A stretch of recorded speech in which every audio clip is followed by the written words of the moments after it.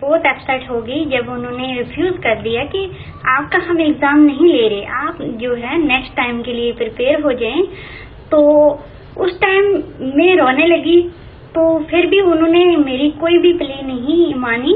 तो उन्होंने कहा जाओ, अभी टाइम लगेगा इसमें अमेंडमेंट होने में, जब तक अमेंडमेंट नहीं होती तब तक आप एग्जाम नहीं दे पाते। अब सर आप ही बताएं कि मैं पास्ट 2 ईयर से प्रिपेयर कर रही हूँ KS एग्जाम के लिए, बट लास्ट टाइम पे ये मुझे उन्होंने कहा कि आपका एग्जाम नहीं लेंगे। तो ये मेरे साथ कितना बड़ा डिस्क्रिमिनेशन है।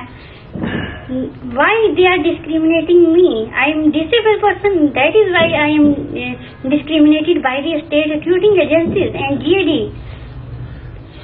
Have you tried to approach Chief Minister? आप उनसे मिलने की कोशिश की मैम? जी सर, मैं CM से मिलने की काफी ट्राई की मैंने। मैं PDP ऑफिस में गई, बट CM के जो PRO हैं दत्त साहब, उन्होंने मुझे अपॉइंटमेंट नहीं दिया। पास्ट 3 मंथ से मैं स्ट्रगल कर रही हूँ। मैं इसी रीजन से जाना चाहती थी कि जो हमें एग्जाम है हमें उसमें प्रॉब्लम आती है। जो हमारी रिक्रूटिंग एजेंसी जब पोस्ट नोटिफाई करते हैं, ये ST SC OBC की करते हैं, why not they are not notifying any post in PWD category. I want to ask CM where is eligibility scheme and PM Modi where is Beti Padhao Beti Bachao. All these schemes are implementing in our state, Ujjwala, and why not? Disability Amendment Bill is not extended in our state. ये बुखारी नहीं है कि भीख मांगने के लिए चले गए थे। इनको सिर्फ एक हेल्पर की जरूरत थी।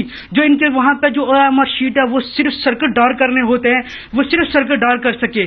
इन्होंने इनके काफी अच्छी इन्होंने तालीम की है, जो ये पढ़े लिखे हैं।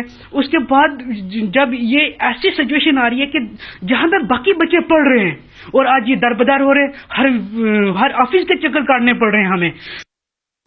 On 23rd, I went to the PSC office and I met Honorable Secretary PSC and I asked for a scribe for KS examination. Actually, I am visually disabled, and he said that I will give you a helper. Go and keep on studying. I will give you a helper.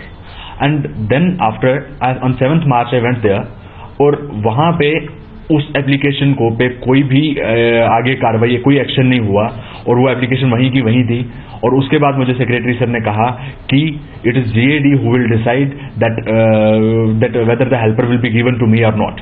Then on 9th again I went there, और वहां पे पहले तो मुझे अंदर ही नहीं जाने दिया गया। और जब मैं अंदर गया तो किसी के थ्रू अप्रोच करके तो मुझे ये कहा गया कि वो कोई और ब्लाइंड था जिसे अंदर नहीं आने दे रहे थे।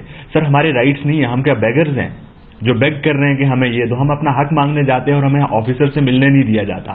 Then on 10th I along with my father went there, और मैं पहले मेरे पापा को तो मिलने ही नहीं दिया गया PSC सेक्रेटरी से।